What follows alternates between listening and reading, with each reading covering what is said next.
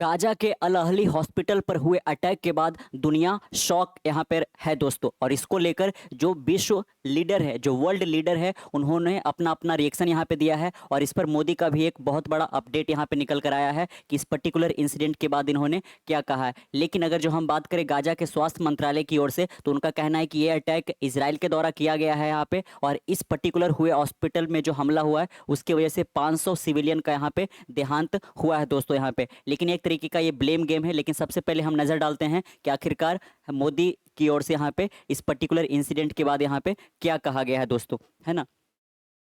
आप यहाँ पे देख सकते हैं इस शुरुआती दिन इन्होंने ट्वीट किया था और इजराइल के साथ अपना सपोर्ट जाहिर किया था कि हम आपके साथ खड़ा हैं, हमास ने जो आपके साथ कर रहा है। लेकिन जो कल का इंसिडेंट हुआ है उसको लेकर आप देख सकते हैं, deeply shocked at the tragic loss of life at the Al Ahli hospital in Gaza. ये जो हॉस्पिटल है जिसका नाम अल अहली बाप्टिस्ट हॉस्पिटल है, जो कि गाजा में है, और इसी के ऊपर जो एयर स्ट्राइक किया गया, जो मिसाइल स्ट्राइक किया गया, इसके बाद 500 लोगों का यहाँ पे देहांत हुआ है। Our heartfelt condolences to the family of the victim and prayer for speedy recovery of those injured. जो कह लीजिए कि गाजा के हमास और यहाँ पे इजराइल के साथ जो युद्ध चल रहा है, इसमें जिन लोगों का यहाँ पे इंजरी होता है उन्हीं लोगों का इसमें इलाज चल रहा था, और इस हॉस्पिटल के ऊपर भी यहाँ पे कह लीजिए कि अटैक कर दिया जाता है। जब तक ये गाजा के मिलिटेंट ऑर्गेनाइजेशन के ऊपर किया जा रहा था, तब तक यहाँ पे दुनिया समझ रही थी यहाँ पे कि इनका वॉर चल रहा है। लेकिन इसमें सिविलियन को भी यहाँ पे सम्मिलित कर जाना और एक हॉस्पिटल के ऊपर अटैक करना, एक बहुत बड़ी बात यहाँ पे हो जाता है। Civilian casualty and the ongoing conflict are a matter of serious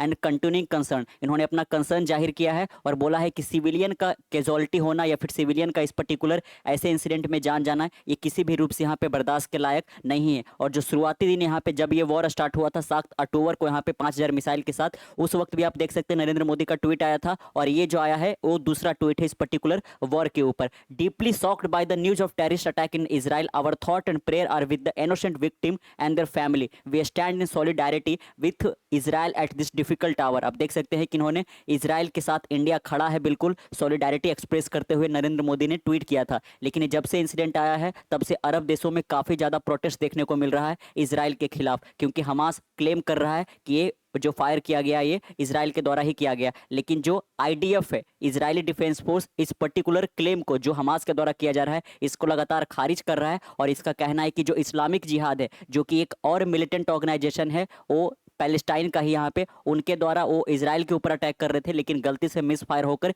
इस पर्टिकुलर हॉस्पिटल पे जाके उनका रॉकेट गिर जाता है। और ऐसा जो पूरा ये इंसिडेंट हुआ है, इनका जो रॉकेट है, जो पूरा कह लीजिए कि इनका जो सिस्टम है इंटरसेप्ट करने का, वो इस चीज में ट्रैक भी हुआ है कि इनके द्वारा फायर नहीं किया गया है, उस मिलिटेंट ऑर्गेनाइजेशन के द्वारा फायर किया गया है दोस्तों। धन्यवाद।